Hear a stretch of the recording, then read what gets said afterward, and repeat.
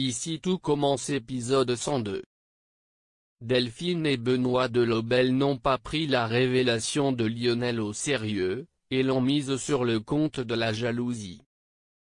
Ils s'inquiètent désormais pour leur fils, et ils se demandent si Lionel n'aurait pas frappé Greg vendredi dernier.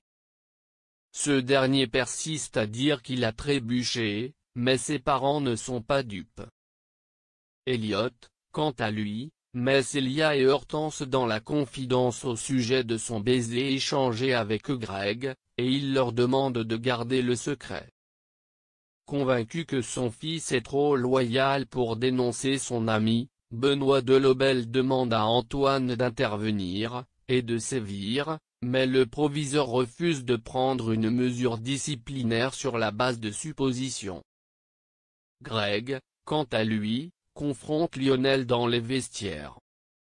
Il ne comprend pas comment son meilleur ami a pu le trahir en balançant la vérité à son père sur son orientation sexuelle alors qu'il sait mieux que tout le monde comment ce dernier se comporte avec lui.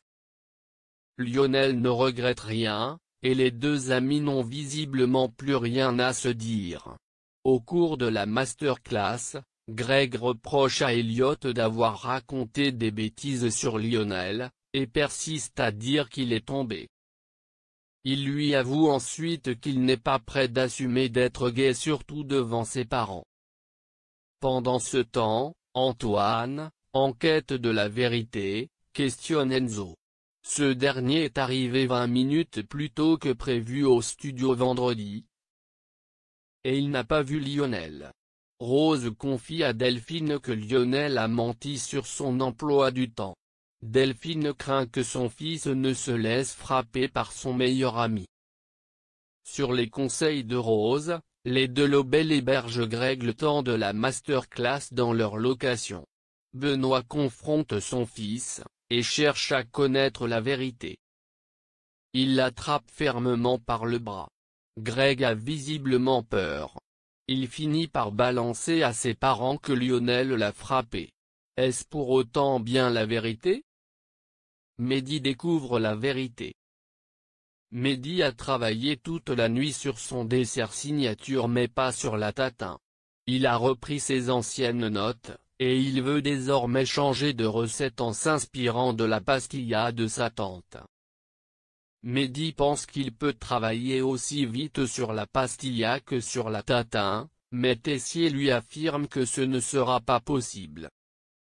Noémie finit alors par révéler à Mehdi qu'il a travaillé à son insu sur la recette d'Amandine. Mehdi se sent trahi et se confie à Maxime. Ce dernier le convainc de continuer à travailler malgré tout sur son dessert signature. Maxime a demandé aux deux chefs pâtissiers de se rendre en cuisine, car il sait pertinemment que son ami ira plus vite avec eux. Noémie fait son mea culpa, et se dit prête à travailler avec Mehdi, mais Tessier jette l'éponge estimant qu'il n'a pas de temps à perdre. Claire rompt avec Vincent.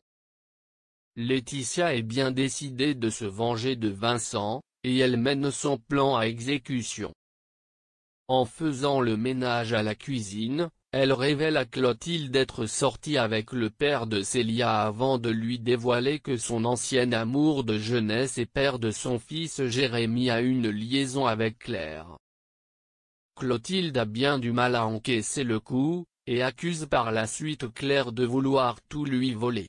Confrontée aux rancœurs passées, Claire rompt avec Vincent.